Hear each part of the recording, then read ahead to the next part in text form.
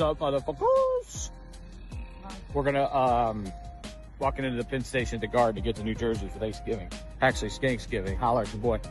Gonna throw up an old episode from 2020 with the great Chaz Franke, partner at Light Source, because we're launching a new show, him and I. It's gonna be the brilliant and the dumb fuck. He's the brilliant. I let you guess who the dumb fuck is.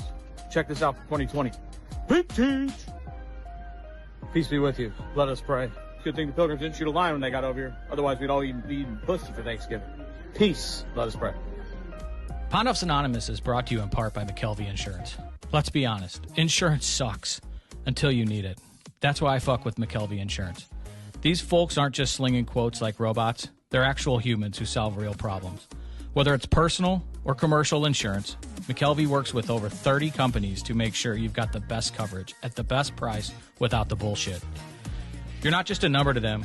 They build real relationships. So when life changes, or your rates do, they've got your back.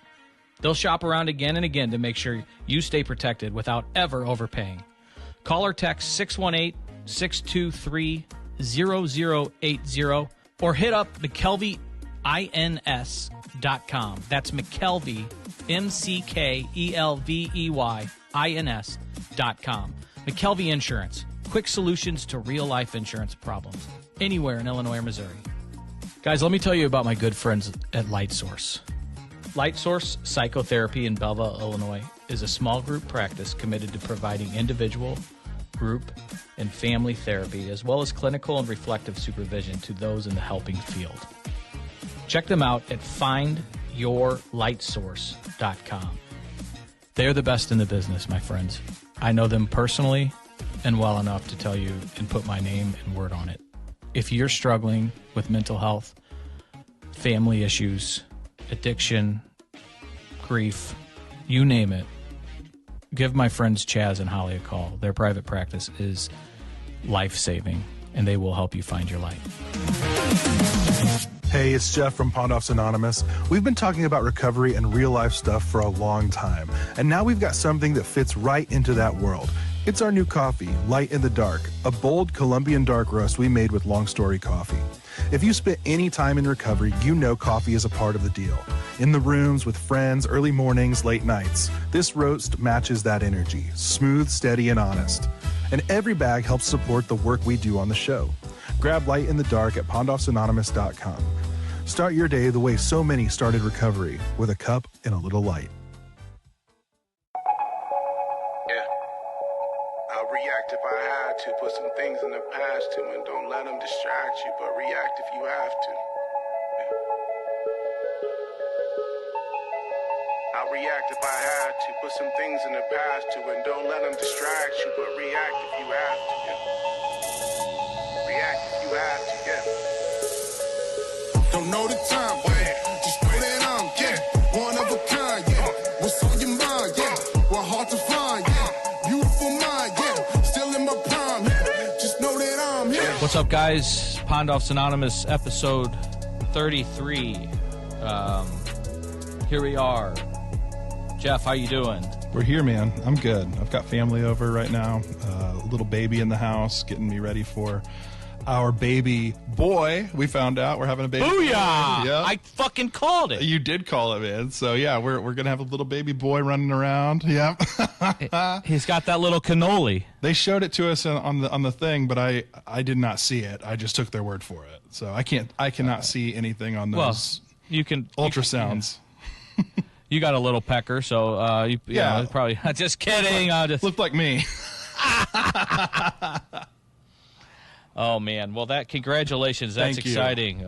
We'll get him on the ice in no time. All right, you can be his coach. Speaking of getting on the ice, I'm fucking thrilled today. I really am. We have a guest, an old friend who's seen both shades of Chris Pondoff, if you will, and has always been a mentor to me. And Chaz, was your number 33? 33 is a goaltender's sweater. Patrick Waugh, man. Yeah, and here you are on 33. Yep. So Chaz Franke is our guy today, our guest, and for a variety of reasons. He's like a brother to me, and a big brother in the terms of he's had to get me out of some trouble, and would often come down pretty hard on me, probably harder than my old man would at times. But also Chaz is definitely in the industry, if you want to call it that, with his career path, and he's always been, even before I think you started getting paid to do what you do, Chaz. You've always been of the social worker ilk, if you will. So we're definitely going to get into how you're changing the world, man, and shortly. But look at first, that ink. Yeah, man, it's fucking There's hot. plenty of it. A little bit of it. That was a post hockey career artwork, because that was later in college, I think, when you started, and then you got hooked. Yeah, I had a rule: I wouldn't get any tattoos until I had money, because I didn't want to put anything on prime real estate just because I could afford it. And so once I was making a living, I said, okay, we can get started and let's get going. And it's been going ever since, and I love it. Same person's done pretty much all the same work. Her name's Amanda Pepper. She's in St. Louis, and so all right. Yeah, well, she's the best.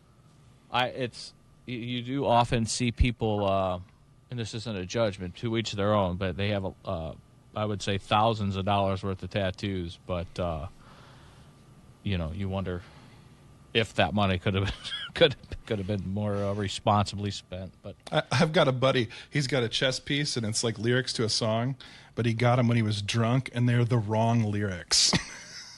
God bless him. God love him. Yeah.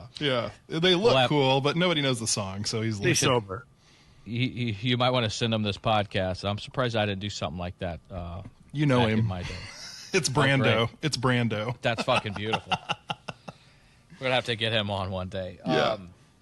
So Chaz, man, thanks for being here. This is exciting.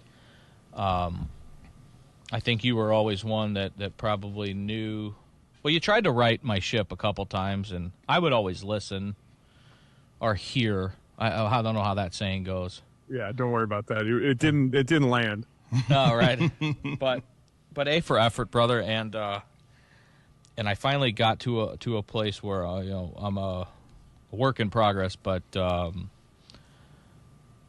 cleaned up my act a little bit, as you can probably attest to. But I just want to start with how you and I met, and hear your perspective on where some things were maybe we're going sideways with me, and then we'll laugh a little bit, but we'll get to it. And then where I want to get to is with what you're doing now, and what you've seen. Pick your brain on your expertise on trauma, sure, and addiction, and how connected they can be, and how the mental health game is. I see movement and progress in the arena, but I think it's still lacking, and there's still the stigma. But I'd like to talk a little bit about that today, and want to hear about your new venture. So I'm really excited to learn about it too, because when I saw it, I just beamed up with excitement, and I already have a vision of a drop in the bucket of the people it's going to help, because it's going to help, I think, way more people than you can even imagine. It's the hope. So congratulations on that, and we'll get to that. But the good old ice rink, huh, Chaz? Still there. It's a graveyard, right? Yeah, for 100%. There's maybe a good thing, because there's a lot of things that happened in that building that are probably best left. And we should have. I love the fact that we all had that job, and we sat around complaining about working in an ice rink and how terrible the ice rink was, and how awful they treated us, and how the owner didn't care, and he was never around. And then you think back and go, they should have fired us every day we worked. We did a fireable offense every single shift. And I was the manager. I mean, I was, I had a different color T-shirt than everybody else, which hinted at wonderful symbolic leadership presence. And instead, it's just like, somebody saying, hey, we need a fresh keg tapped and Westhoff's throwing watermelons off the roof. And I'm just like, well, those two things will take care of themselves. I'm going to stay up here, sharpen a pair of skates. And then we wonder why it sank into the ground. Yeah. Well, it's funny you bring that up because just before we came on, I started thinking about how many times 16, 17, maybe 18 and years of age that I drove that Zamboni shit-faced. Sure. On the clock doing an ice make. Okay. And that's probably frowned upon in most LLCs or S-corps, I would think. Yeah, I would be scared of a similar action as a business owner currently, yeah. Right, yeah, exactly. Jeff, we had, you never probably went into that, not to the ice rink at Fairy Heights. No, it was, by the time I would have had a chance to, it was already condemned or shut down or whatever, because mine subsidence here in the Metro East, you got to love it. Who knew? Yeah. Right. Yeah, I wouldn't, I mean, it might have been something to vet before. See, I spent a lot of time in the East Alton ice rink, so that's not any better, probably. Beautiful this time of year. Yeah. I've told I told Jeff I've been thrown out of East Alton ice rink probably more times than he's been in East Alton ice rink. For sure. It's that Granite City Cahokia thing, man. It still runs deep. I still chirp Tyler Sahlberger and Bobby Meseros on Facebook as much as I fucking can. Well, I met you when you were 14. Yeah. I mean, That's I'm right. a couple years older, so I was working there as my first job at 16, and you were 14, and so I would have already seen some of your earliest unprovoked fistfights. Unprovoked. You always had a good story, though. You could always walk me through exactly why it was somebody else's fault that you had to beat the shit out of them. This is great. I know a different Pondoff than you guys know. Chaz, it's funny you say that because when I started really when that slope started getting steeper on the way to rock bottom, I became even better at being able to make it somebody else's or everybody else's fault. So I mean, you become a master in that game, in the worlds of addiction and alcoholism. There's no doubt. I do remember. I think it was I was 14 when we came over to watch a game at your house, and there was the Chaz always had a strict no alcohol policy, and I must have missed that memo because I smuggled a couple pints of I think it was peppermint schnapps in, and then it didn't take. I thought I was pretty smart and gonna be able to get that past Chaz, but it didn't take too long for him to. Well, he comes into my place now where I lived at, and this is high school where I lived at. I lived in a duplex, and I just had the basement in the duplex. You come in through the garage, and so there were always a lot of people coming and going, but I didn't want to lose privileges because I like just hanging out with people. So we didn't drink there. People didn't get high there, nothing like that. It was always just hanging out.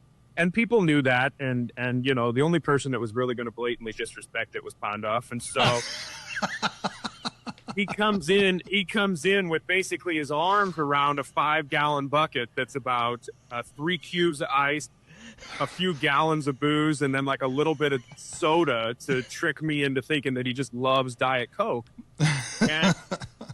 And I'm like, get that shit out of here. And he's like, what are you talking about? Like, well, we'll get you another one. I'll dump this one in the toilet, and we'll get you another soda from the fridge down there in the laundry room. And then I just see what it looks like to see a rattle from a baby. Take a rattle from a baby. That he just loses his mind because he's 14, 15 years old, and the reality is I'm about to pour $50 worth of liquor down the toilet, and it was about 8 hours a man hour to get it. He's working his ass off to get that booze, and so he was Well, he was in his feelings that day. Yeah, I think I got thrown in the. At one point, you got so pissed off at my tantrum, you threw me in the bathtub, shut the curtain, walked out, and shut the door, and don't come out until you grow up. There's a little timeout. Yeah. There's that's when it started. I'll say. I mean, and that was when it was just fun in high school. But that ice rink did turn into. I still think it, and I may be the one to write it. I think it could be a setting for a pretty cheesy but make money in advertisement fucking series like Dawson's Creek that me and my wife are binging right now. Oh, good for you. I mean, there's a lot of underage drinking, quite a bit of underage. Well, I don't want to say underage and the S word together, but teenagers having sex in that facility on the Zamboni, not mentioning any names. I think you need to get Seth Rogen involved in that one. I think that's right up his alley. Hockey. And then there was the whole playing hockey thing, and some of the best parts about working there was when you'd get in a fight and you'd get thrown out of the game, you'd go take a quick shower and then put on your employee shirt and then walk out and start working and be like, wait, what you did? What do you? I mean, you can't do anything about it, I guess. I mean, Chaz had his own fish to fry when he was running the pro shop, and merchandise for some reason would always walk out the back door. It grew legs, I think. Inventory was not fun. I can hear you calling one of my counterparts and colleagues on the ice through life on probably a bigger shit disturber than I've been, and calling him and saying, hey, we're missing a pair of Bauer 5000s. I mean, I understand when I'm short a couple rolls of sock tape, but we're gonna need you to locate maybe some 5000s and get them back. What's the expensive item that we have in the shop? So thanks for being subtle. And then I would always, for some reason, coax Chaz into to hiring either the girls that I liked or my girlfriend, and that was a great fucking idea, getting them chops at the ice rink and brought a bunch of fucking horny ass hockey players, right? Yeah, I felt so protective of anybody that you brought into your shitstorm. And of course, like, I'll be the first one to admit, I mean, we're talking about being 18, 19 years old. So I'm also unqualified to be protective of anyone's shitstorm. I can't handle my own shitstorm. I'm 18 years old. But the thing is, I mean, yes, you would bring a tornado of energy into the circumstance. And it would inevitably include some kind of, Chazzy, I might have fucked this one up. And it's like, yeah, we know. Thanks for joining the party. But the reality is, and I think about you, and I think about your dad, and the people that we all knew together. But the one thing that I can vouch for, if you think of all the people that we're mentioning, so maybe the people that stayed in my orbit, so people like Hags and McKinney and them. The one thing we could say for sure, though, is like all of us had a big part of our heart for you. I mean, we all loved you. We all still do love you. And that was one of those things that when, even though you were scrappy and talking shit and causing trouble, there was a lot of times where you had such a wonderful ability to absorb it, though, too. Like you and I have told the story a million times of Al McInnes kicking the door open into the hallway, screaming about how bad of a ref your dad is. And, there's a version of you that somebody in the crowd could have said that it was a bad call and you would have thrown him down a flight of stairs. And then there's a version of you that's Al McInnes can say that was a bad call, and you're just like, this is amazing. Al McInnes just said my dad's stuff. Right? He handled that pretty well, too. You always told that line in a way that I think all of us were very well aware that we just, we love you and we're gonna take care of you as best we can. But you weren't going to lead anything too far astray for us anyways. The only person that you were going to beat the shit out of a lot of times was yourself, you know. And yeah. we didn't want that in the long run, but, you know, it was a risk I was willing to take. Yeah. I took that trip out to Swansea or Freeburg or wherever the fuck that was alcohol induced and turned into quite the night. I did well in that scrap until the state trooper got a hold of me, and then I still got my I think I still have teeth damage from that fucking guy. I don't know what the statute of limitations is on a backyard fist fight, but yeah. You know, so I you know, I've had my ass kicked by a police officer or two, but all my fault. I will say that 100%. When we started going to college, believe it or not. Well, first off, let me go back to that McKinnis story, Jeff. I need to clarify something with you, brother. That was a fucking scrimmage game. It wasn't. Right. And it was an offsides call that Al thought Tom missed. So he cared that much. Tom said to Al, he said, "Hey, settle down, Al, baby. You're gonna make the fucking team, brother." So, Chaz, you were when I would randomly walk when we got out of college and started working. I think we were out of college at the time. Yeah, I was home from Champaign, and you're 3 or 4 years older than me, so you're on doing your thing, and I would make my way. We lived close enough to each other to where I could walk over like a good neighbor. Yeah. Oh, it was something. And say hello.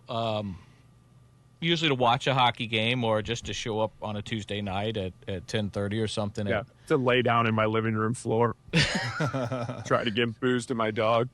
Well, now, Jeff, I remember the next morning after the first time I went to Chaz's, I said, "Hey, Chaz, was I really that drunk, or do you have a 3-legged dog?" And he happened to have a 3-legged dog. He's in the room with me too. Is he really? Yeah. Oh my God! Tell him I said hi, Diego. Right? Diego made it. He's still around. Wow, that's awesome. He probably. I did try to give him, I think, a couple cocktails, and I said to Chaz and who he was living with at the time, I said, "Hey, if I had 3 legs, I'd take a fucking drink," you know. Sounds about right. Didn't I pull the whole ultimate Uncle Buck though that trip over and you told me that you lived in the White House on, you know. Yeah, you scared dude. I had to give flowers to my neighbor. Apparently I showed up, Jeff, and I was banging on this guy's door like, "Chaz, let me the fuck in." What? Wrong house. Yeah, and it was and the only reason that story would have been a drop in the bucket, except my neighbor across the street, who was accosted in this scenario, they weren't home, and their daughter was like house sitting. He was like just inside checking on the house, and somebody just starts banging on the door and yelling, and so she calls the police. Of course. As anyone would guide her to do. Yeah. And so the next day I brought some flowers over to the actual residents of the home, and they were very receptive of the story, which is in its own way how I do think this is one of the reasons why you were always so deserving of being a lovable figure is God bless you, a lot of those stories end that way. You know, like they do end with, "Here's a bouquet of flowers, and I hope nobody's got any PTSD." And people saying, "Yeah, no, we're good, thanks. It's it's all right. It's a fun story for all of us." And I'm like, well, in the long run, it's not going to be a fun story for him, but the rest. Well, you saw it coming, yeah. And as much fun. I mean, there's nobody I'd rather, and maybe not today because of I'm still not over it, but to talk hockey with. It's not that the way we're playing right now, as far as the Blues are concerned, and what happened last night in overtime, but I don't know if you get online or not, Chaz, but people are already shitting on fucking Bennington. Like, oh yeah, he's done. As far as it's unfucking believable. This guy, what he just did for us, and they're already after 2 fucking hockey games. And when Bo Horvat's on a fucking breakaway, it's not a soft goal. I don't care. And the book on Binnington is go 5-hole on him if you want a shot. And Yeah. so the guy did it. He's a world-class goal scorer, and now we want to trade him. He's a finisher, yeah. And then, oh man, but Chaz was a goaltender in his day, Jeff, and goaltenders, I've often said, are either the nicest human being you'll ever meet, or they're borderline sociopathic, and I don't think there's an in between. there's a lot of good kind of stoic, thoughtful goaltenders out there, and then there's Ed Belfour. Exactly. Yeah. Uh-huh. Who And I think got arrested while intoxicated and bribed the police by saying he would give them $1 billion. $1 billion. You got to aim high. Sounds good. We'll let him go. You got to aim high. I would have been a terrible goaltender. I would just move every time somebody shot at me. I'd be like, go ahead, let it through. I had some goaltenders through the youth hockey that were of such, and they don't last very long. I will say, and this is and Kelly Chase said this on a podcast. I think I heard it on a local radio show, and it couldn't be more right that the sport of ice hockey, for the most part, there's always exceptions, right, has a way of reading out the assholes. Because I could get in a fight with anybody on the ice that was wearing the opposing sweater, but I'll, as soon as we get showered up, have a drink with the guy. And I did, though, that one time there was an Althoff Belleville East High School game, Chaz, and there was some fucking jackoffs in the score box, God bless their soul, running their mouth to me because I was a freshman. I had a target on my back, so I was on the, and I asked those guys to meet me outside, and I had no intention of fighting these guys in the parking lot. They were pretty big motherfuckers, but I remember who you're talking about. Yeah, Chaz. Chaz was working. I think you had already graduated Althoff. I think, or either that or you were playing. But after the game, before we left the locker room area, Chaz was able to find me and say, "You might not want." Those guys are actually waiting in the parking lot. They don't play, and I'm advising you not to pursue that.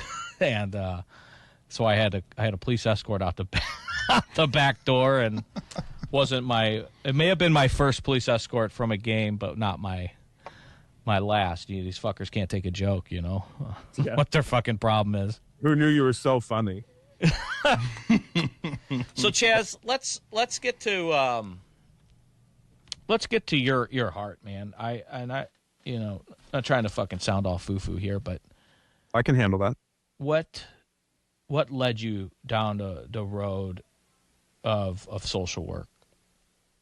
Well, for the longest time, I thought I had the real classic story of like a therapist and a social worker of, hey, I've always been the good friend or the trustworthy friend, or I always like to listen to people or help people. And I always had like a real classic story in my mind. But it was kind of later on in the game that I realized that some of it was, and this isn't a knock on like my family, my parents are great, loving people, but like, I was a kid growing up that nobody saw and nobody heard, like nobody really checked on me, asked about me, that kind of thing. And so I kind of grew into being as we say in my world, I became the adult I needed when I was a kid.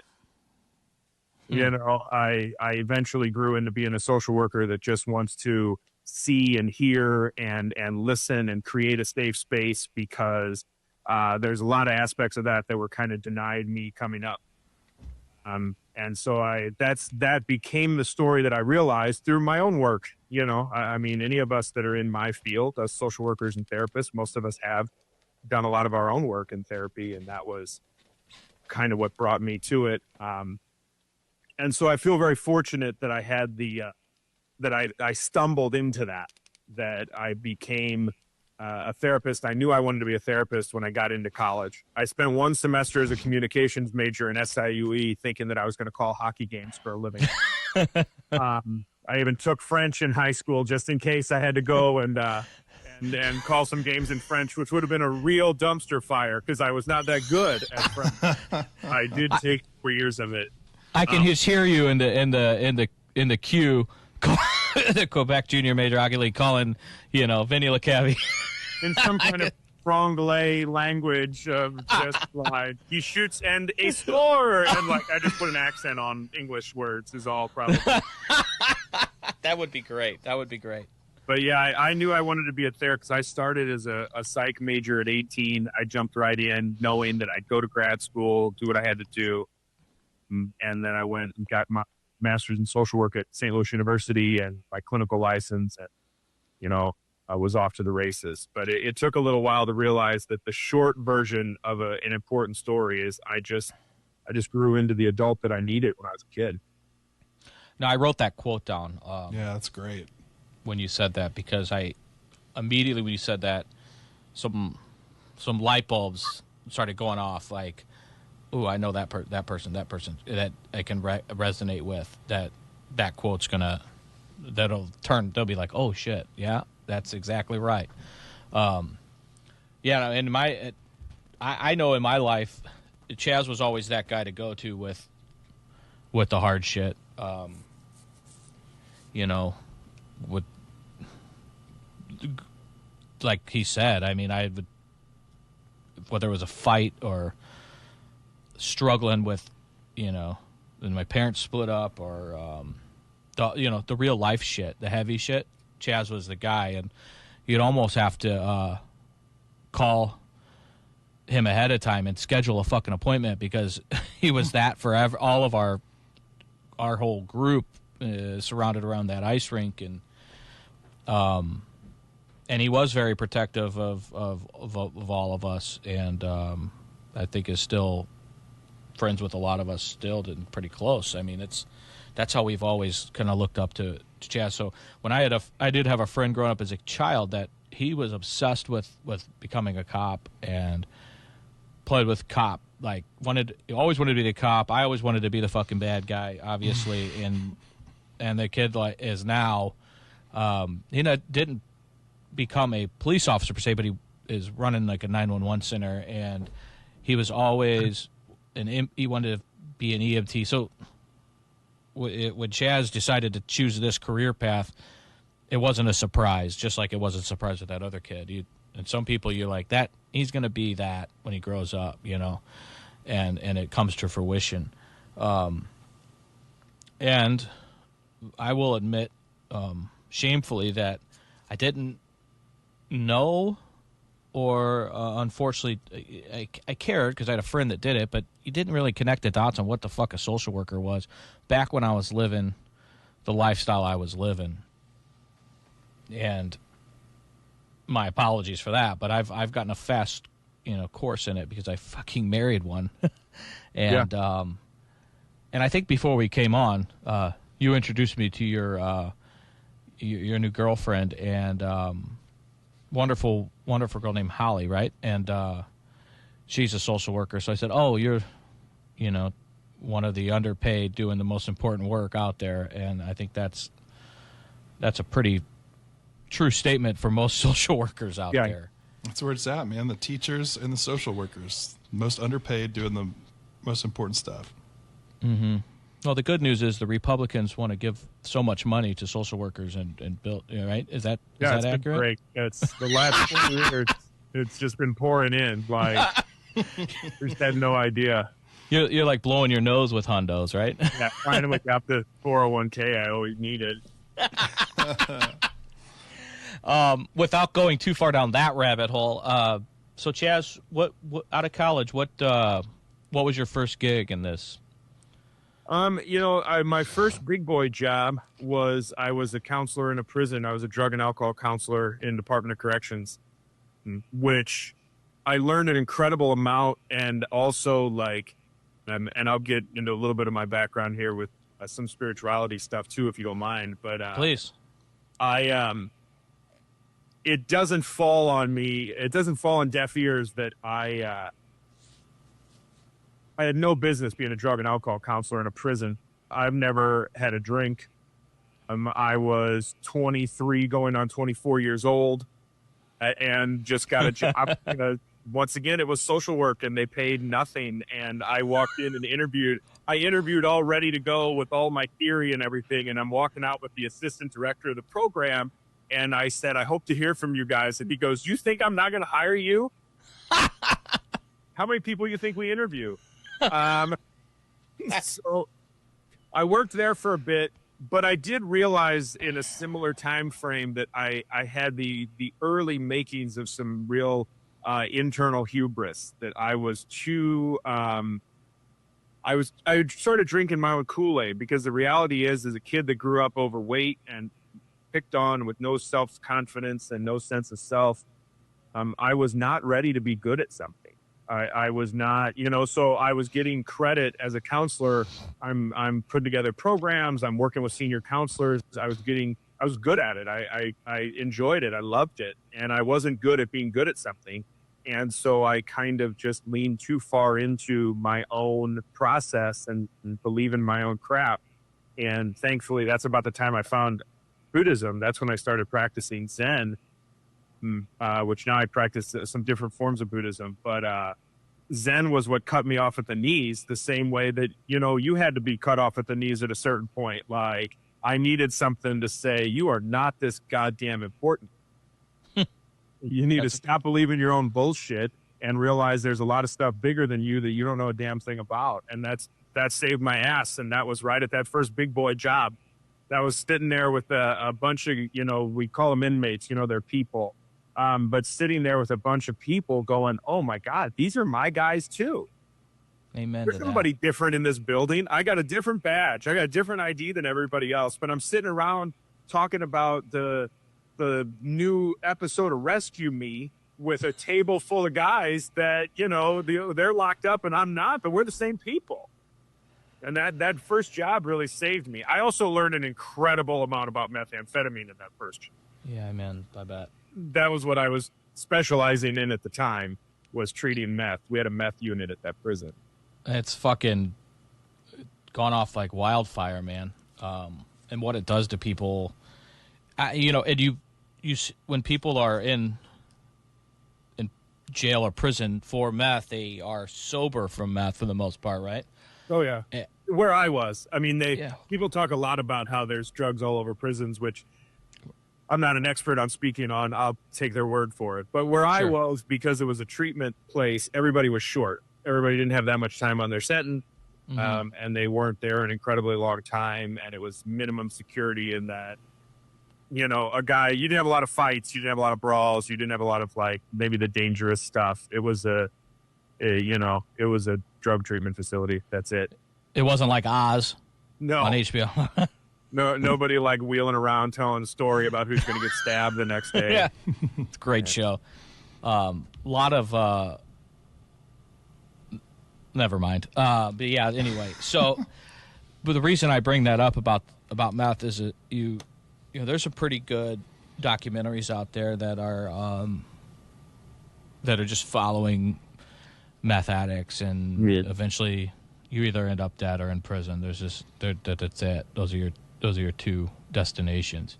And I say dead, we're all going to get to that point, but a very early death, and I mean almost as you die almost as a skeleton, and just that's all that's left. And I mean that literally and figuratively, because by that time I think bridges have been so burned with relationships that you really die pretty much. Unfortunately, it's alone and bare-boned. But on these documentaries, the inmates that are in for meth-related offenses, mostly using, right, are sober, and they're brokenhearted of what it's done to them. They're able to recognize what the drug has done to them. And there are long-term, even more so than heroin users and alcoholics like myself, meth fucks you up long-term. Even when you become sober, it's still a better life, right? But you have lasting paranoia. Am I right about that? And they used to say, the meth bugs, when people are using meth, they start feeling like insects are crawling through their skin, so they just destroy their fucking flesh trying to get them out. I don't think those carry over as much, but there's definitely remnants of that. So there's scars, there's meth mouth, all that stuff. But I love what you said, is they are people. And there's no question about it. And we better get our hands around this shit, because it's funny. Nothing's funny about it, but when human beings, it was easy to discard it, and maybe it still is today, as all that junkie. Mm-hmm. And then I've seen far too often people that think like that. Next thing you know, it hits right in their fucking household, and now that junkie becomes their son, their sister, their brother. And that's it's not those people over there or those people under the bridge are addicted to this shit. It's, you better watch your kid. It's happening to adults that are already with families. It's spread its grip into people's houses now. So the sooner that people recognize it and fuck that stigma and say these human beings need help, the more you'll learn about it, and the more you'll realize, I think, be able to make sure it doesn't happen to your loved one. Yeah. Well, pain doesn't play any favorites. I mean, everybody suffers, and that's kind of the shift. And there's I'll quote a couple of people, but there's a guy named Stephen Diamond. He used to write for Psychology Today. He used to call addiction, he used to use the term a denial of reality, because he used to say so frequently, you would hear people that would say, I'm not hurting anybody. I'm just out here doing my own thing. I just have it, I don't bother anybody else. But that neglects the basic idea of like, yeah, but you might be loved. I mean, Pondoff, I'm glad that you got cleaned up, because there wasn't going to be anything that was going to make me stop loving you. So I would have followed, I would have followed down some dark places just in the name of trying to get you in a good spot, and I'm smart enough to know I can't get you in a good spot. Mm-hmm. Right. And I can't do it, like it's not my job, but it's not like there would have been anything that would make me say, no, Pondoff's dead as far as I'm concerned. That wouldn't have happened. I would have just, kept taking whatever body shots I needed to take to keep you around. And you're not talking about the tequila style body shots. No, I've never had to mess with that. But the thing that comes up right away is, I don't know if either of you guys have heard of, there's a guy named, I'll spell it out. There's a guy named Gabor Mate, and it's Gabormate, first name or last name. He wrote a book years ago called In the Realm of Hungry Ghosts. It's an addiction book. But he says his kind of famous quote is, we shouldn't ask why the addiction, we should ask why the pain. Fuck, man. And yeah, that's good. He talks a lot. So in Hungry Ghosts is a Buddhist reference, actually, and they use it as a metaphor for addiction, because there's a bunch of levels. There's like the Tibetan Book of the Living and the Dead, which is kind of a famous thing, but the level above, depending on the symbolism that you read, the level above the hell realm in Buddhism. Now, Buddhism it's not meant to be mystical, so this isn't angels and harps or fire. It's just hell, very personal process. The level above the hell realm is the realm of hungry ghosts. And hungry ghosts have like a little mouth and a long neck and a big belly. So they can't get full. They're just always taking in and taking in and taking in, but they never fill up. And the thought is that what we do is a person will continue to cycle into the realm of hungry ghosts, so they never fall into their own hell, which is your pain. And so addiction is considered the realm of hungry ghosts. I'll stay here where I'm feeding and feeding and feeding and feeding, but never satisfied, because if I stop that, I slide into this pain that I just don't want to feel. And the pain piece of it isn't like, oh, I'm avoidant or I can't handle it or I'm not strong enough. the pain is like, nobody's ever told me that it's okay to hurt. Nobody's ever told me that it's safe to hurt. Nobody's ever said, let's just make room for that. So I'm going to get out of it at any means possible. And that's the work of Gabor Mate looks at that. He was a doctor in Vancouver. Vancouver has Fucking Canucks. right? Sorry. Topical. Still fresh. They have historically have a part of town like most big cities, kind of what's maybe stereotypically called a bit of a skid row. And he was the medical director in a program there that was working with a lot of people that were struggling with addiction. And he just wrote this beautiful book about it. And he's written a bunch of books about the link between trauma and addiction, but The Realm of Hungry Ghosts is gold standard. It's just amazing. I've said on this show, and I'm so bad at reading books. Like, I've had authors mail me their books because of the podcast, and I feel so fucking bad. Like, I get this guilt. I want to have this one author on the show, but I can't because I got to read his book first. Otherwise, I'll look like an asshole, and it'll be disrespectful. It's not that I literally can't read. I can read. But so what I do is I try to pawn these books off on Ashley and then say, "Hey, you got to give me the beef here." You don't really get it.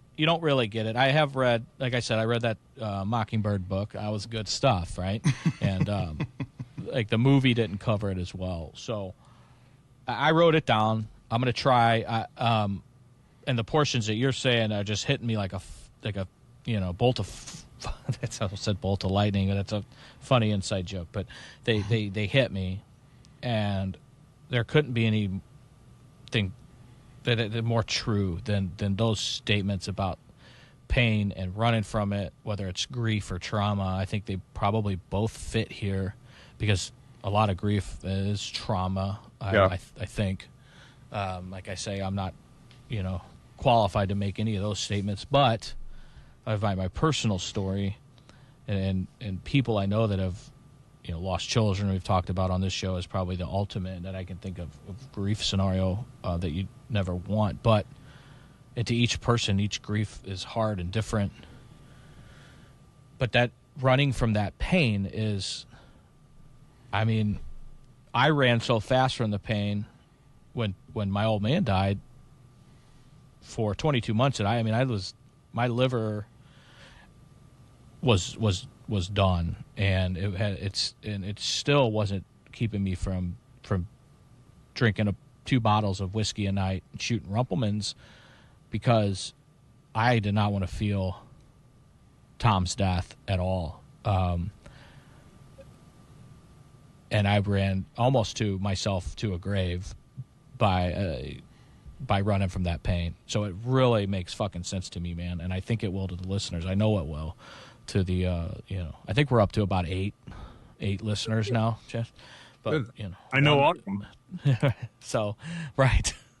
I don't know. I'm having goosebumps on how much sense that makes, and how feeding that with that addiction to you never be satisfied, but there's something's blocking you from going to that hurt. And I see it, and this is how I learn, right? I learn, and I'm always kind of 4 years behind. So I'm not a progressive, but I run into a situation, I'm like, oh, that's what fucking Jeff was talking about with the Black Lives Matter shit. I get it now, after it kind of hits you in the face. Or, oh, that's what fucking childhood trauma looks like now that I'm a foster parent. These people talking about it weren't full of fucking shit, and I was kind of an asshole about it. So I'm working on that self-awareness thing, that realizing, like you said, cut it off the knees that I don't know everything, and I've kind of shifted to where I'm always learning guy, try to be, but the trauma that I see in these kids, that I try to see, and then the thought that there's so many kids out there that don't ever get told that, like you were saying, and don't have the ability to be their own therapists. I'm thinking about kids that grow up in poverty and become the cycle of crime continues because there's anger and pain that is completely unfucking treated. Yeah. And I don't know, it's hit me, and as you talk about trauma, that's what all goes through my head, man. Well, there's two big things that happen with trauma, and I mean I will get into like brain science stuff because I think there's a lot of amateur brain scientists out there, and so if I started talking all about parts of the brain, you would quickly realize that I'm one of those amateur brain scientists. But when a traumatic event happens, which you have to understand, a lot of the trauma that we're talking about is chronic, right? Is a kid who was abused for years, or a person that's in a domestic violence situation for years, right? So it's every day, right?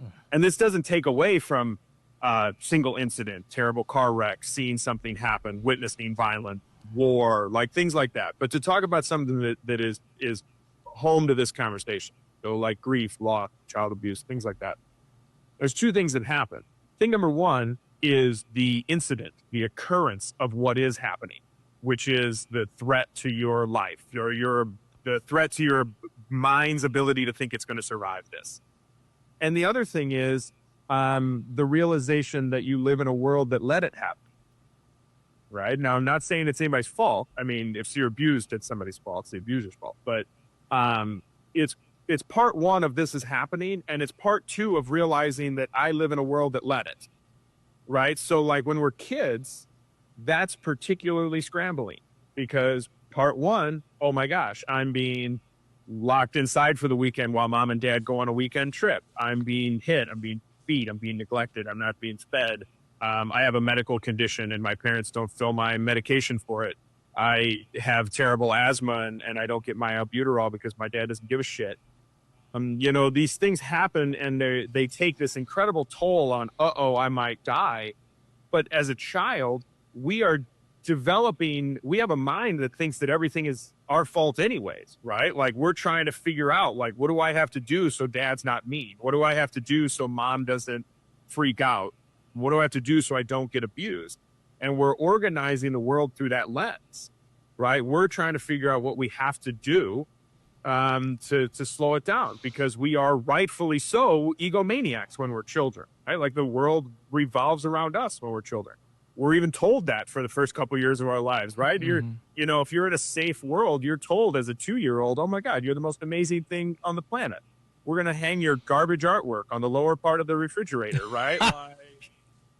Like that's not gonna work if the same drawing when I'm 19, they send me away. But when I'm 2, I'm Picasso.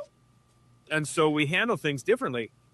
But that idea that like, oh, that's right. Like I'm in a world now that's unsafe. And when we're children, we're supposed to be promised that we're in a safe world. And we're supposed to be promised that if something goes wrong, it's going to be handled.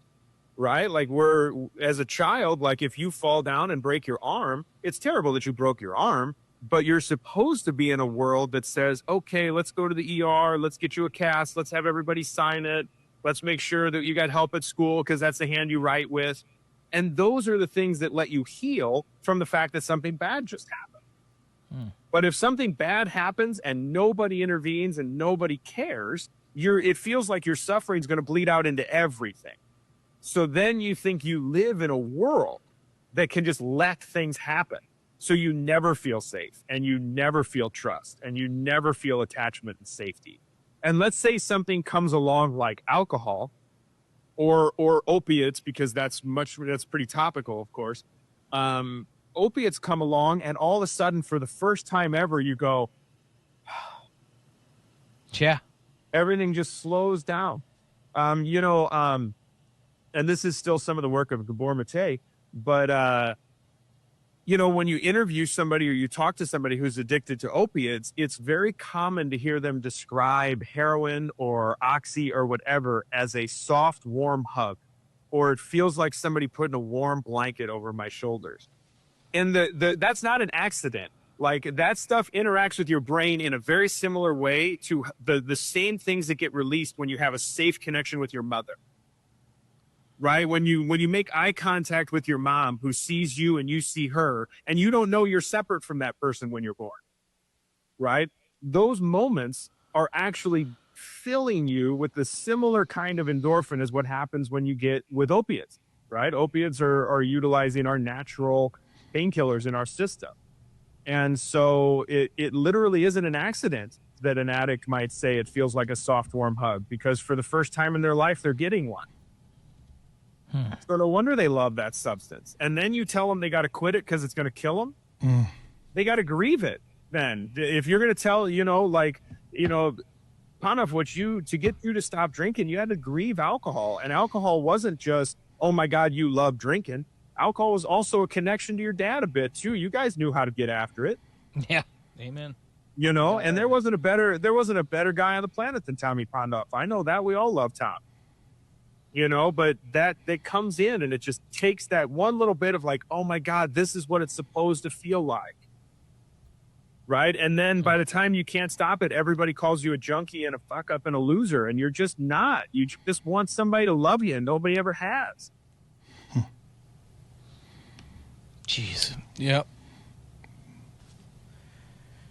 Man, I got goosebumps. I'm sad. I'm grateful. All that shit, man. Hearing you talk is, I just am so grateful for that perspective, because people need to hear that shit so bad. I needed to hear it today.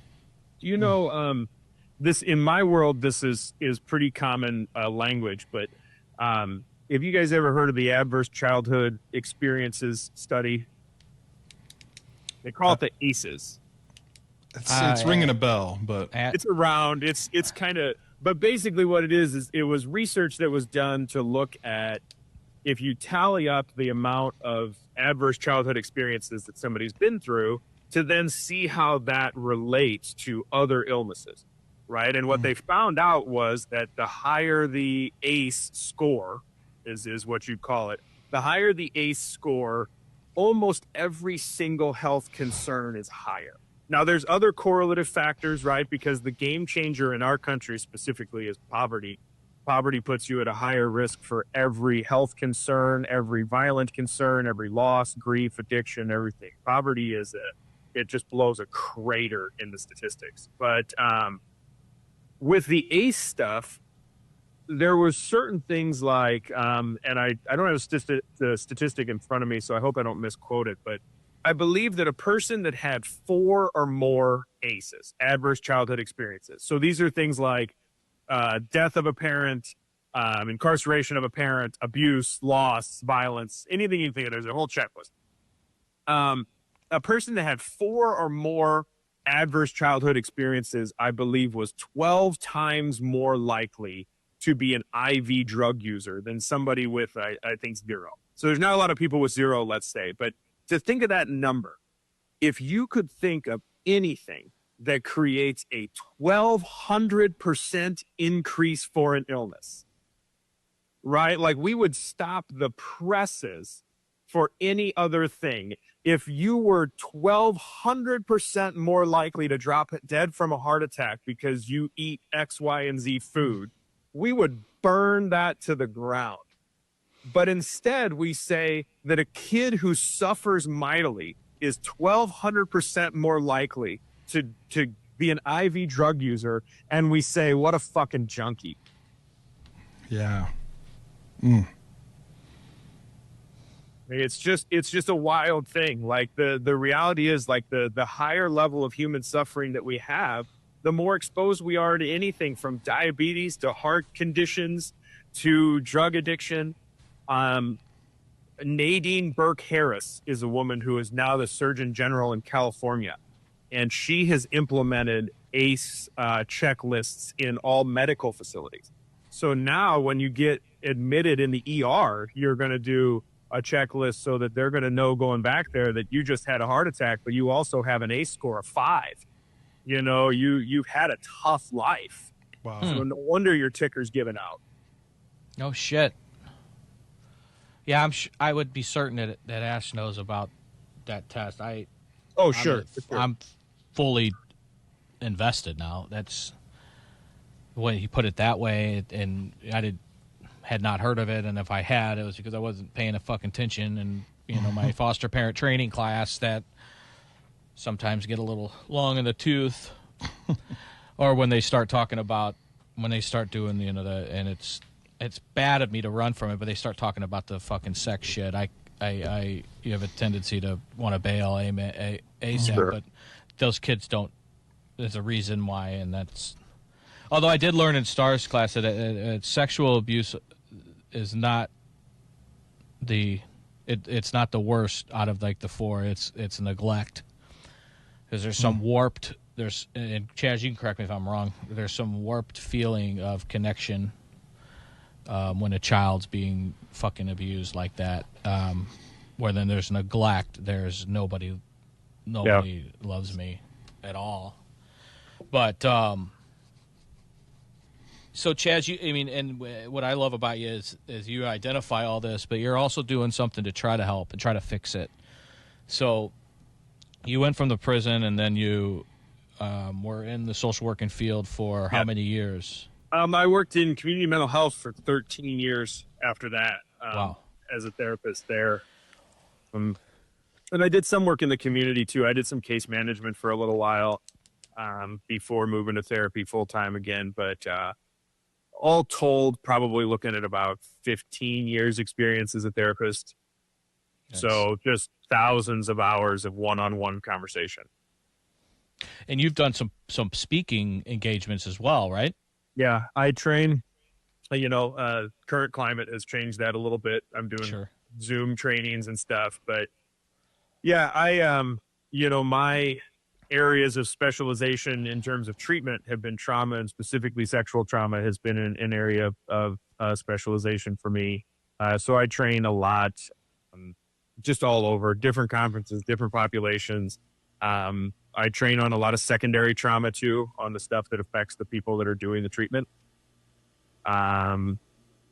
Because a lot of those workers are just kind of exposed, and a lot of the leadership, and this isn't the leadership's fault necessarily, but a lot of the leadership is focused on the administrative stuff. We got to get productivity up, we got to get billing up, and things like that. So you wouldn't necessarily know if you have a clinician that's being kind of traumatized by these big, heavy stories. So I've trained on a lot of that stuff, and I've taught. I taught in the psychology department at McKendree for a while before getting brought on at the MSW program at SLU, and then I teach it at SLU now. I teach St. Louis University now. But. Man, McKendree had a good hockey program there for a little bit, didn't they? Yeah. Fine. Yeah. That secondary trauma. Right before you said that, I was thinking about how you had said you specialized or did a lot of work in the sexual trauma field, if you will, that when you go, unfortunately, I've had some experience in a pediatric oncology unit. When you think of who the fuck can do that job, I thank God every day that there's the most amazing people in the world that can. But that's the same. That's what it connected when you said that you work in that field, because you're really throwing yourselves into. Into the fucking fire, man. 99% of the people would have such a hard time dealing with that in a productive way to help the patient, if you will. And you can do that. And I was thinking, man, that's fucking heroic and brave. And then you brought up the secondary trauma, which I didn't even know was a thing. But it makes complete fucking sense, man. To hear all that, since I've started this podcast, have been people have reached out, and I don't have that fatigue right now yet. But Ashley was always warning me, you got to be careful, because I have absorbed a lot of stories, and they're all the addiction of the and why we're where we're at, and have had some conversations that are, like you put it, like as heavy as they get, maybe not to your extent as a professional, but I feel fatigued a little bit at the end of some of the conversations, and I feel that how the fuck am I going to be able to help this person, or that I'm not qualified for this, and my first thing is to give them a reference to the Chaz of the world, places for people, hospitals, fucking for voluntary. Because I've learned now that people can't be involuntarily committed to a mental institution. I don't anymore. That's not a thing. It's tough, yeah. Yeah, but which is so hard because there's some people that are suffering from a real serious delusion, and try to tell them it's not a delusion, and you might get punched in the face. I mean, it's their reality, right? You almost have to play into it. But so with that being said, I've learned a lot just in this, and you've helped me a lot, and I hope I don't get a fucking invoice from you, because if I do, I'll give you the wrong address. But yeah, I wouldn't expect anything out of it. Yeah, right. So you're able to invoice now because you started tell me about your venture, your latest venture. I'm really, really excited to hear about this. So I last year bought a building in downtown Belleville, which is an old historic building. I love it. It's beautiful, an old brick building, but it was initiated by the thought of having a space that kind of spoke for itself. Like, the therapists out there in the world, your wife is an example too, are just so good at creating a space. Like, you could sit in a broom closet with 2 folding chairs with a good therapist and still leave there thinking, man, that's what I needed. And we wanted a space that reflected that. We wanted these buildings that maybe in your mind's eye, it's how you think of a good, safe therapist's office, but most of us therapists just don't have access to that. We're in the hallway, and across the hall is a dermatologist, and then here's the therapist's office, and that's fine. I mean, it is what it is. It's a healthcare profession, so it's not all bad. But I purchased this old building and spruced it up and found some real like-minded people to create kind of a larger vision of what we wanted therapy to look like with us. And because in my mind, and the kind of therapy that I practice, it's very much so more of a rite of passage. Like, you should be able to look at therapy as your right to sit there with a neutral, safe presence who is exactly what they say they are, and to talk through some of the shit that makes this not easy for us. And to not look at it as, oh my God, I'm having all these problems, but to look at it as, I deserve to process and feel and explore without thinking that I have to be considered, in a bad spot because of it. And so we called it Light Source is the name of the practice. Love that name. I love that fucking name. I cool. looked on your website. It's really a cool name. I appreciate that. I started talking to, Amanda, my tattoo artist, and I was thinking about names, and the image that kept coming up was more like that lamp that gives you just enough light to read or see the path right in front of you. I'm not somebody that always thinks that you can have a big aha, I see everything, sudden enlightenment moment. Even my history in Buddhism comes from the idea of, you got to do this every day. You gotta look, check on yourself, check on your view of reality, check on what you're clinging to and holding to every day. And so we wanted something that reflected the idea of just being able to illuminate the path in front of you, right? Because when we're struggling, even with addiction and with trauma, you can't see shit, like you can't, and it's not your fault. You just can't see it. It's not clear. Right. And, and so we were just thinking about, like, what do you need in the dark was the question that came up. And the answer was we just need a light source. That's it. You don't need a floodlight. You don't need an answer. You just need a light source. You just need enough so that you can read what's on the page. It's awesome. Yeah, I love the name. you're downtown Belleville, not far from Fridays. I'm just From your stomping grounds. right. Yeah. Where are you in downtown Belleville? So we're on East Lincoln. Okay. Which, if you're familiar, anybody listening familiar with Belleville, there's a YMCA at 159 in Lincoln, and so we're down on East Lincoln from there, 114. Awesome. Yeah, it's a great old building, and I bought it from this guy who was just incredible, who'd owned it for close to 40 years, and he worked upstairs. There was a lawyer's office was the main level, and then upstairs was this guy's lab, this dental lab, where he made different teeth and everything like that. Oh, wow. And when I talked to him about it, because the building was just great already, it had new ductwork and it's beautiful and it's all new paint and everything. And he said, God, I love this building so much. And I knew if I didn't sell it, I'd never retire. So we're gonna give you a deal on it so that I can finally let myself start working. And so got in there, and a long-term coworker and friend of mine named Jessica Mutton came with me, and she's very like-minded. She's been my kind of ride or die for a long time. And then a woman named Kim Thomas and her certified therapy dog Mila.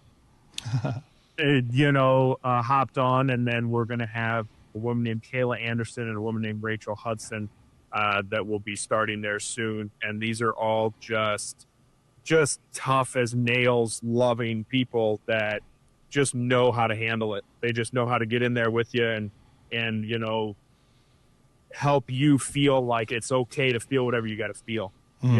That no matter how big the feeling is, like, it's not going to consume it. We got a beautiful space for it, so let's look at it. That's awesome. I'll drive by there later and see where it is. Well, we got the sign up, looking good. Good. Jeff has not recently, but moved to Belleville and really called it home, which is for him and his wife, a young couple. I can still call you guys young. Yeah, I think. Especially Brittany, she's young. She's 30. She looks young. She looks great. His wife is a real fucking ball breaker, Chaz, and I don't want to get in trouble with her.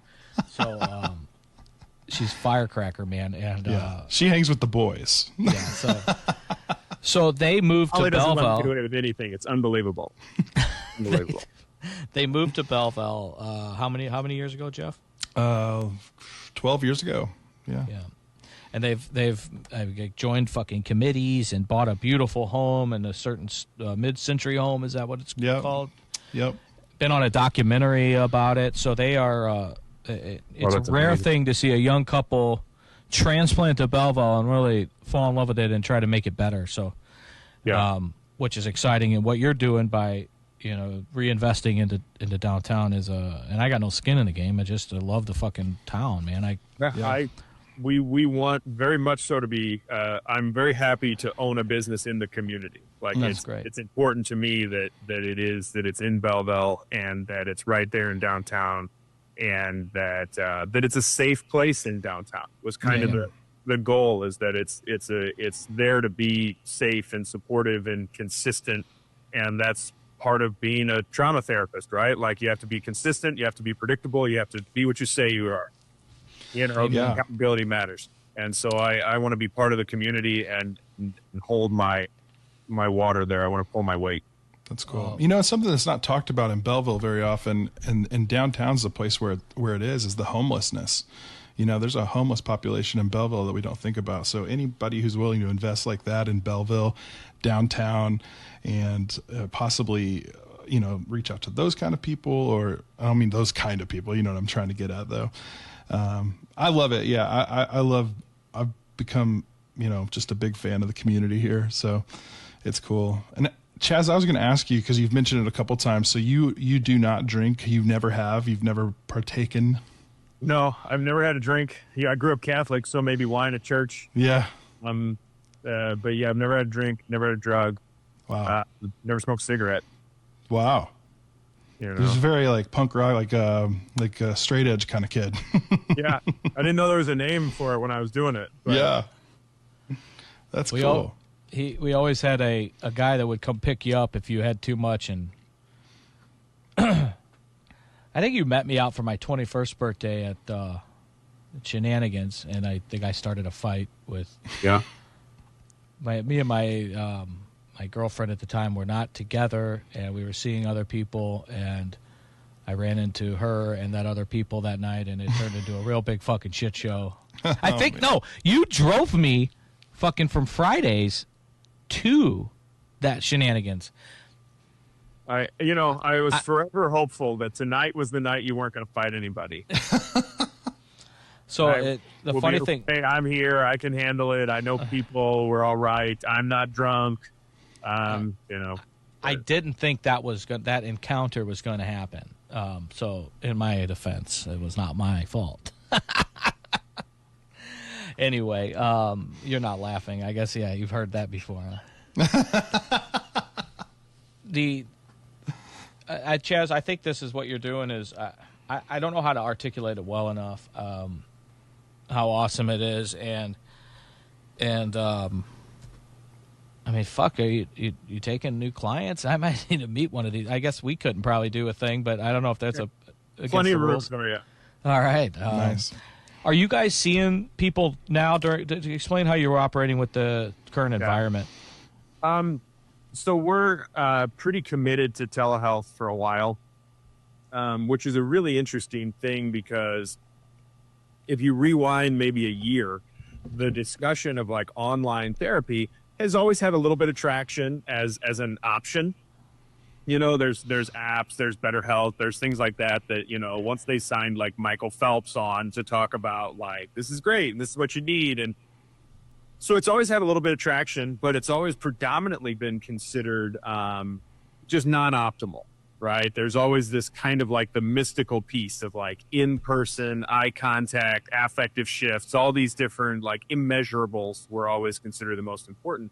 And then like literally in essentially like a 24-hour period, everybody has to make the call that we can't be near any other human being for a while. And so we pick up on telehealth. And this is kind of part of me wanting to be a consistent part of the community is we've also been pretty expressive that we're going to stay that way for a bit. We're not going to, it's not necessarily good therapy to say, you know what, I'll see you here. I'll see you online today, but maybe next week in person, I'll let you know Tuesday. And that kind of inconsistency is really rattling for people. And so we've kind of stayed committed to it. There is the concern of some people don't have privacy or safety to be able to talk online. Now, a lot of those people do go to their car. I've done a lot of therapy in cars where people are just holding their phone with the app and having it, which has been okay. I mean, it's been fine. But we definitely, we're almost exclusively online with some exceptions. And in those exceptions, we are very careful. We are 6 feet apart. We're disinfecting. If one of the other, if the therapist has somebody coming in, the rest of us probably work from home is kind of the rule. Like, okay, you got one or two people coming in today, rather than have more foot traffic that would make people nervous. We'll kind of let that be an isolated incident, clean up after. And it hasn't been bad. It's just you don't necessarily expect, I've been open for a while now, but you don't expect one of your first decisions as a business owner to be that you're going to close your doors. Well, yeah. And so we've been fine. The business isn't a concern. And I don't consider there to be a real silver lining with something like a pandemic, but I do think there's been people that maybe wouldn't have reached out before that did during this because they knew they wouldn't have to leave home. They could try online. They could, they wouldn't have to come to an office. And so I do think it's opened that door for some people. Because one of the things that was a byproduct of the pandemic was because we're all home and everything's online, there's a lot of people that are reaching out to people they wouldn't normally reach out to because they couldn't get to them. My Buddhist teacher's in Brooklyn. And I'm pretty sure that, the fact that you can meet online was one of the things that was a deciding factor in, this is the guy I want to teach me, so I'm going to reach out to Brooklyn. Right. So it's been good, but we're pretty much online, and anybody that reaches out right now, we would be online unless it was really extenuating circumstance. No, you said it earlier. I talk to a gal once a month or maybe once every 3 weeks, and she's great, but it is different because it's shifted. It started, I started seeing her before the outbreak or the pandemic, and there's you can't replicate that. You can try and you can still help. We still get through some shit, but you can't replicate that in person. We're gonna do a survey. I've drafted a few questions and I've kind of been dragging my feet to give it a little more time to set in, but we're gonna do a survey just to get some data on how people are feeling about it. We do a lot of check-ins in real time. An important part of therapy should always be checking on the relationship. Where the therapist says, "How are we doing? Mm-hmm. Is this what you expected? Is this not what you expected? Did you have something real important today?" And I started asking other questions and I bulldozed right through it. We try to get a lot of real-time feedback, but what I want to know more than anything is in an anonymous setting where somebody doesn't know that I know they're answering, if I just ask a question like, are you able to get to the kinds of emotional material that you think you would in person? Mm-hmm. If I get feedback from 100 people and 60 of them say that they're hedging on certain topics because they're worried about the lag or something like that, I will have to make a very serious decision about how I want to handle that. I can't have 60% of the people that are using our services think that they're operating at 2/3. I can't do that. And I don't know how I would handle that, but that's the feedback I need to get. I need that data and that information, or I'm not going to be who I say I am. Well, yeah, it's a tough time, man, and I'm excited for you guys to be, up and running, and that place to be like Grand fucking Central Station. People coming. We're in killing. It's been great. Yeah, we're killing it, and everybody. I have so much trust for these people that are with me. Yeah, Chaz, I want you to finish, but I wouldn't. I know you more than this podcast and more than listeners. You're not going to have somebody in there. That's why it's kind of laughable to me to think, but you do need to explain it, that you're not going to have somebody working with you on this that you don't fully fucking trust and almost, to a point love. Everybody in there is a cleanup hitter. There you go. Everybody in there is absolutely ready. A lot of people reach out to a therapist and they kind of say the equivalent of, I've had a lot of stuff I know I've needed to work on for a while, and it's time that I do that work. And we are game ready for that sentence. That's where we're at, because I just wouldn't bring somebody in there that can't just hold the space, that can't just do the work, get in there and bring a shovel with you. Let's just get digging and see what we find and learn how to love every part of you. That's the big goal with a lot of therapy, is these parts of you emerge that maybe you're ashamed of, or that you shut down, or you avoid, or you avert your eyes. And with a little bit of a light source, you don't avert your eyes from that shadow anymore, right? It illuminates, and we want to love it. Yeah, we want to see all of you.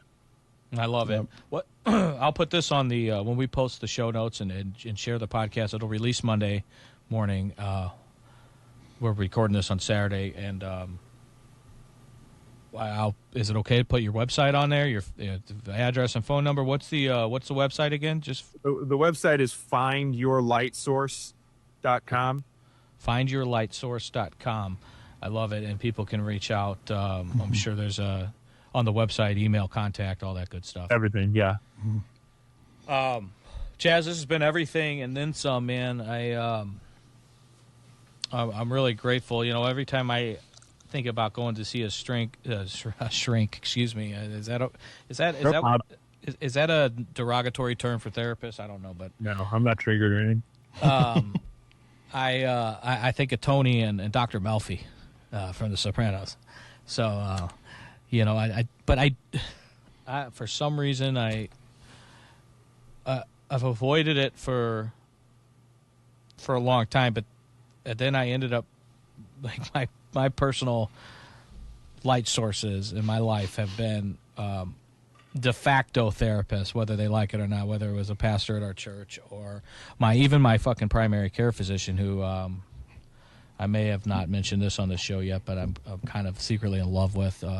You've mentioned it a few times. Okay, I have. All right. So, Ashley is she's a little Indian goddess, and I can say that, right? But my Ashley's number one. She's my sweet princess number one. But I think Ashley's probably done some therapizing, if that's a word, with me as well. So, and she's actually pushed me to go see. Really, what's helped me is the struggle of being a foster parent and dealing with that secondary trauma, if you will, because it can be brutal. So it's been really helpful for that. But every time she tries, you'll like this, Chaz. Every time she tries to talk about the fucking hard shit, aka Tom Pondoff, it's my exit strategy. And she says, the therapist says, I'll only bring it up as I'm leaving. She calls it the doorknob conversation, right? Have you heard that before? The 49-minute mark. By the way, did you know Tom's dead? Yep. See you in a month. So that's my strategy. So that if I ever use your sources, I know I'm not going to have time for. That's not going to fly there. But no, don't play around. I think what you're doing is amazing. You've often been a light source for me through my recovery journey, and we've often, I've shot you texts and stuff on the Charlie situation and other things, foster stuff and recovery stuff. So I know what you can do. You've been fucking my therapist since I was 14, as you said earlier, and I was real bad at it then. Well, you've honed in on your skills, man, and keep doing what you're doing. This couldn't have gone any better. You've said so many things. I've never taken this much fucking notes during a podcast that I've done with authors and quotes and shit. I mean, I feel like I was in fucking high school or college again taking notes here. I can barely read them, but I'll decipher them. You might actually have to read a book, Chris. Yeah, figure it out. We're leaving tomorrow morning to head down to Table Rock for a week, and they don't have that Gabor Mate on the audio, like the book on tape yet, do they? I'm sure they do, yeah. Oh, really? Fuck, I was trying to dodge that. Oh, you're screwed. He's got a TED Talk, too, if you only want 18 minutes. Oh, there you go. Well, I'll have to check them out, and I'll turn my paper in by Monday mornings. I appreciate it. He's a sweet man. I've talked to him. He's a very sweet man. That's awesome. He's the real deal. Well, you tell Holly thanks for popping on before the show and introducing herself, and I look forward to meeting her in person. Yeah, she's awesome. And unfortunately, or fortunately, however you want to look at it, she didn't never get to meet the old Chris. But it's better just to tell the stories and not actually have to go back and live that. So, well, you're doing important work here too. As we close out, I'll say and this goes with you and your kiddo. Talking about all this foster care stuff. When we talk about trauma, we talk resiliency. They talk about risk factors and protective factors. And the number one protective factor for someone is having one safe adult. If a kid has one safe adult, and it doesn't mean mom or dad necessarily, it could be, damn, my 6th grade teacher, Mr. or Mrs. So-and-so always looked out for me. Having a reference of a safe adult, a person that is who they say they are, who doesn't waver from that path, and they can internalize that here and here. That's the number one protective factor for people that have been through some of the scary shit. So you're doing important work out here too, Pondoff. You're helping a lot of people. People need to hear you. People need to hear, man, there are certain parts of your life that you really have had to traverse that have been really tough, and you're doing it. And it's important that you be out here talking because people need to hear that tough shit doesn't go away. It's okay to have it with you. It's okay every now and then if you're dragging that body behind you.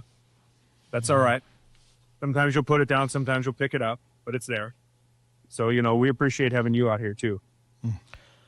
Well, thanks, Chaz, and for everything you said throughout this podcast, man. I love you just as much, and have always you've always been my big brother. There's no question, and Tommy P loved you too, man. He would always have to say, Chazzy, what the fuck are we gonna do about him?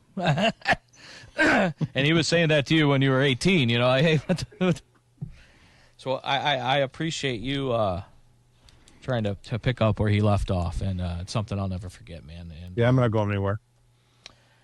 And he may not have been the best referee on the ice, but he's the only guy that could give a guy 2 and 10 and have the guy laughing his ass off on the way to the penalty box. You know, Which is a very therapeutic move. I admire that move. Hey, I think one time our buddy Jeremy Gwynn put somebody through the fucking plexiglass into the parking lot, and Tommy P told Jeremy Gwynn's old man, a loudmouth guy, God bless him. Hey, Bill was like, "What'd you call that for?" He's like, "Bill."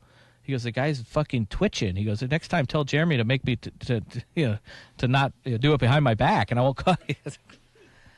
He goes, "I wasn't going to call it until the guy started twitching." Kind of seizure. I had to do something, but man, I appreciate you, and I just look back at those memories, and I do smile, man.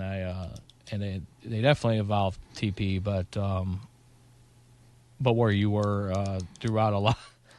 I look back at some of those stories like, man, I really fucked that up, but Chaz would be there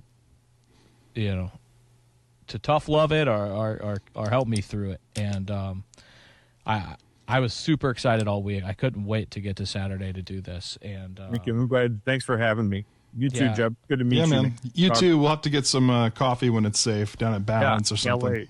Yeah, absolutely. If I'm invited, I'd love to join you guys as soon as we get through You're absolutely invited. to the other side of this pandemic. But Chaz, thanks again. Thanks for sharing your wisdom, your knowledge, your humor. I really appreciate your insight to your spirituality and Buddhism. I think there's some real I hate to keep saying this term, but light sources for people that will connect with, and the higher power turning my life over, because I can't do it all on my own, is what's probably saved my life, as you mentioned at the beginning of the show. So I love you, and thank you so much, and we'll have to do this again, but let's get together soon, brother. Yeah, love you, brother. All right, guys, amen, and as always, let us pray.